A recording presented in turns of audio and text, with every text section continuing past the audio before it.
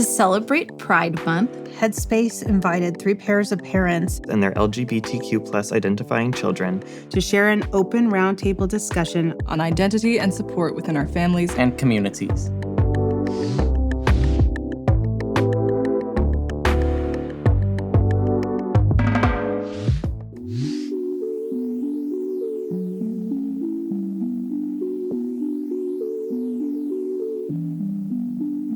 When you're at home, you should feel safe. You should feel like that's where you belong. And you should feel like you're in a place that supports you for all of who you are.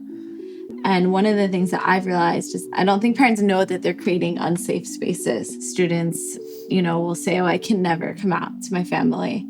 And when I'll talk to them, well, what makes you think that? And they'll say, oh, I hear the things they say. I hear the jokes that they make. Parents have to be willing to learn. Being supportive in the home is the most important thing. And it's probably the most lacking thing because Finn has lots of friends whose parents are not supportive at all. It's really sad that people choose to put ridiculous, outdated beliefs over their own child, I think when a kid does come out to their parents, a lot of it, what makes the parent seem unaccepting is the fear. LGBTQ people have to go through a lot in our society, and genuinely, parents care for their kids. They want them to feel safe no matter what. And so, when somebody comes out to their parent, it's normal for a parent to feel scared. And talking about how it really is a practice, and that we don't all wake up and are super great at being a mom. We've had to practice every day. And so this is just another piece that we need to actually be deliberate and intentional with. Your kid comes out to you and you have no idea what to say and you have no idea what they need.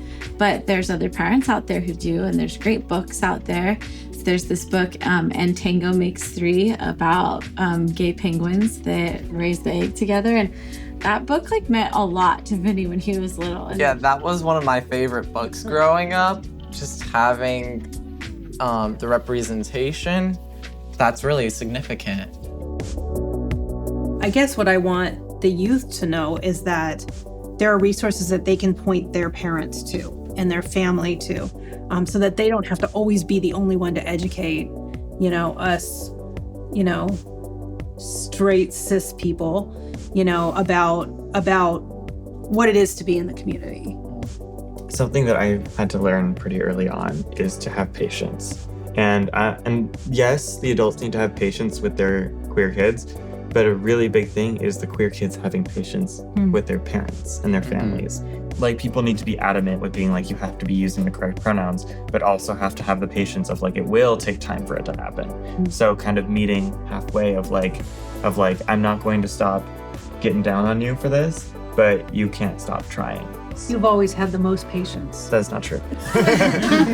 So a lot of parents in some of the groups I'm in are well, I just don't understand. They're gay, but they're girls, but they're this, they're looking for the definitive answer of defining their little human. Mm-hmm. And I think that that's just a paradigm that I was used to, just a binary, And it's just having to learn to step back and be I'm going to let my kid do what makes them happy. And then I'm going to work on understanding and being flexible. Yeah, wherever they are. Yeah. I hope that people at least try to have faith in their families, making those steps to kind of test the waters of hey, my friend is queer. What do you think about that? And then beyond that, not losing hope if things don't turn out well.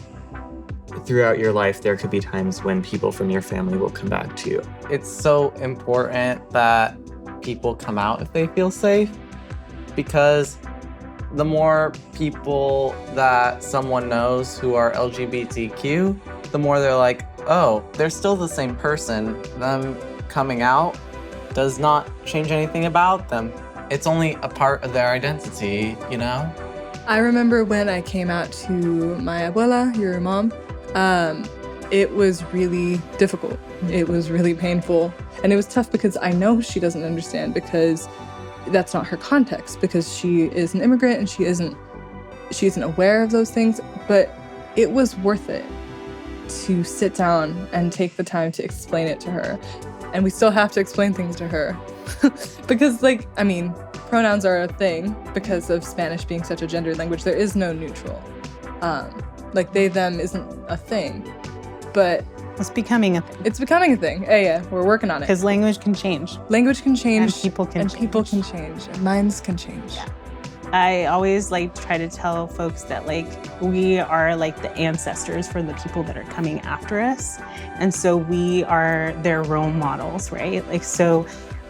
Right now, there might not be someone that you can think of who will be a role model for you, but what kind of role model will you want to be for that next person?